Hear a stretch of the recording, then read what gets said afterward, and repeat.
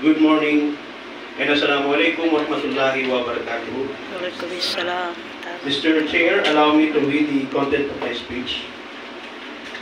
You can proceed, Honorable Haji Ali. Thank you very much, Mr. Chair. Mr. Chairman, esteemed colleagues, and fellow public servants, I stand before you today with a sense of duty and compassion driven by the values of empathy and inclusivity that define the essence of public service. As we gather here in the hallowed halls of the Sangguniang Panlungsod, I am compelled to address a matter close to the hearts of many of our constituents, particularly considering the recent conclusion of the month of Ramadan.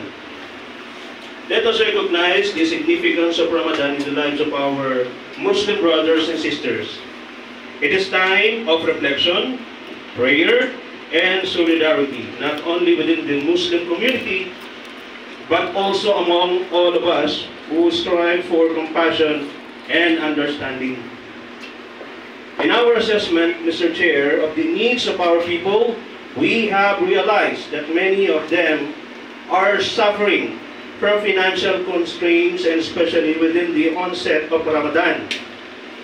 This proposed ordinance is not only about providing assistance, it is also about showing care and respect for our brothers and sisters, regardless of their religion and tribe.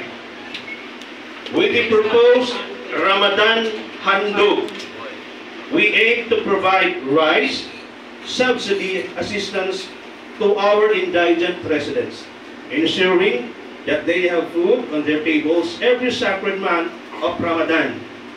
Through this, we become instruments of hope and change in our community. By passing this ordinance, Mr. Chair, we are not only demonstrating our understanding of the culture and beliefs of our Muslim brothers and sisters, but also our dedication to promoting justice and equality.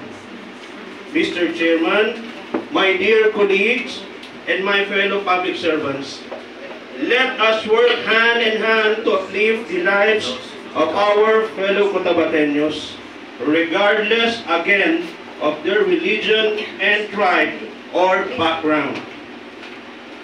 Together we can build a more inclusive and compassionate society where everyone has the opportunity to thrive.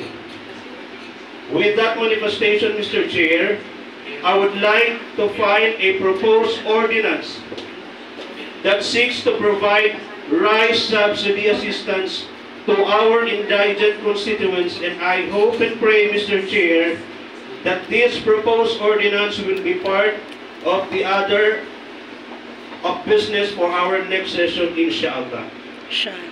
Maraming salamat po at mabuhay ang Bangsamoro. Wabillahi taufiq wal hidayah, jazakallahu khairan. Assalamualaikum warahmatullahi taala wabarakatuh. Waalaikumsalam taala wabarakatuh. Thank you, Honorable Haji Ali, for the good intention, for the tama ito. But we will refer the matter to the Committee on Laws and the Committee on Finance and the Committee on Laws and Committee. Thank you. Thank you very much. The initiative. Thank you very much.